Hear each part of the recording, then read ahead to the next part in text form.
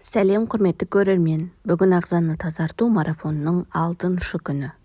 Ал бүгін біз бауыр мен өт жолдарын тазартатын ерекше табиғи шай жасаймыз. Бұл әдіс көп жылдан бері қолданылып келе жатқан халықтық тәсіл. Сонымен қатар ол үшін бізге керегі қалақай, немесе крапива, өрік жапырағы, абрикос жапырағы немесе алма жапырағы. Қалауыңызша лимон тілімін қосуға болады.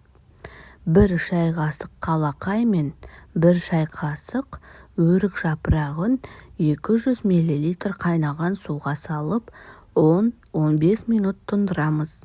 Қалағаныңызша бал қосуға болады. Тамақ алдында да бұның пайдасы бауырдың жұмысын жақсартады, өттің жүруін жеңілдетеді, ішті тазалайды, ауырлықты басады, ағзаны жеңілдетіп, теріні жақсартады.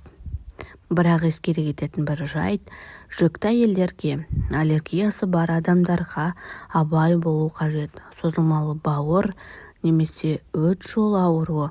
Қалақай ежелгі Египетте денсаулықтың құпиясы деп аталған. Бауыр ағзадағы ең үлкен орган және 500-ден аса функция. Егер денсаулығыңызды табиғи жолмен жақсартқыңыз келсе, дәл осындай қарапайым, бірақ пайдалы тәсілдерді жіберіп алмаңыз. Арнаға жазылып, алдағы